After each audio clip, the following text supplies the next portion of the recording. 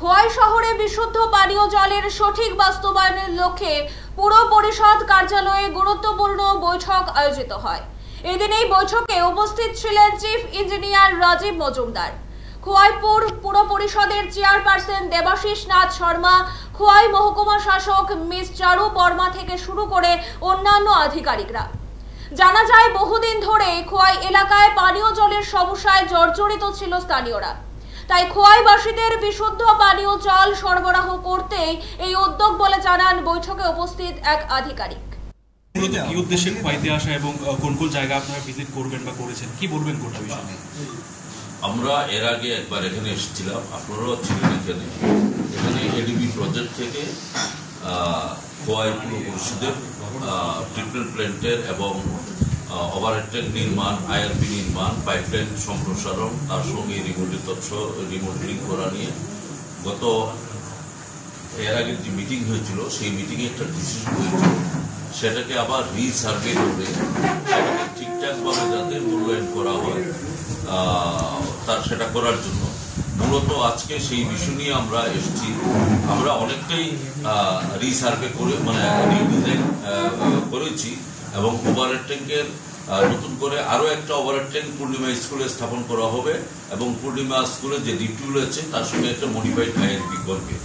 যেহেতু এডিবির ফান্ডের কিছু দায়বদ্ধতা এবং তার রুলস এন্ড রেগুলেশন আছে, তো এডিবি প্রজেক্টের মাধ্যমে সুষ্ঠুভাবে যে লাইনগুলি সম্প্রসারণ করা হবে তাতে পুরো পুরনগর পঞ্চায়েত, খোয়াই পুরনগর পঞ্চায়েত হয়তোবা কাভার হবে না।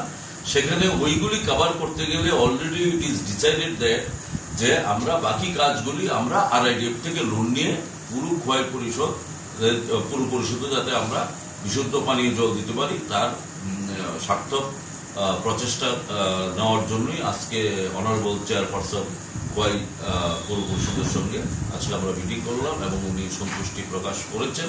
আজকের মিটিংয়ে আমরা এখনই শুধু খালি যাব পূর্ণিমা হাই স্কুলে, যেখানে আমরা ওভারহেড ট্যাঙ্কটা নতুন করে, যেটা এডিবি প্রজেক্টে ছিল না এবং মডিফাইড আইআরপিও ছিল না, এখানে রিডিজাইন করে আমরা এখানে বসাচ্ছি, স্থাপন করছি এবং তৎসহ এদিকে যে আশেপাশের যে রিমোডেলিং পাইপলাইন, সেই রিমোডেলিং পাইপলাইনগুলি হবে।